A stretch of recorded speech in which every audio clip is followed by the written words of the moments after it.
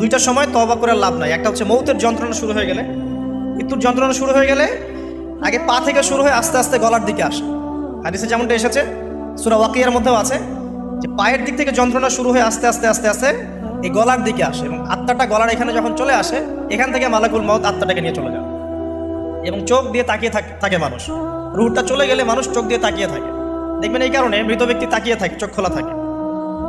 এবং তখন আসমান থেকে সিঁড়ি নামিয়ে দেওয়া হয়, ওই সিঁড়িতে করে আত্মা চলে যাচ্ছে, ও তাকিয়ে দেখে যে আত্মা চলে যাচ্ছে। এবং মানুষ মারা যাওয়ার পরে চোখ জীবিত থাকে অনেকক্ষণ। মেডিকেল সায়েন্স যারা পড়েছে তাদেরকে জিজ্ঞাসা করবে, মানুষ ডেড হয়ে গেলেও চোখ দেখবেন আরও কয়েক ঘন্টা, হয়তো আরও নির্দিষ্ট একটা সময় পর্যন্ত চোখটা কিন্তু জীবিত থাকে। এই জন্যে চোখ বন্ধ করে দিতে হয়। যাই হোক, যেটা বলছিলাম যে মৌতের যন্ত্রণা শুরু হয়ে গেলে তওবা করে লাভ নাই, তওবার দরজা বন্ধ। আর পশ্চিম দিক থেকে সূর্য উঠে গেলে তওবা করে লাভ নাই, তওবার দরজা বন্ধ।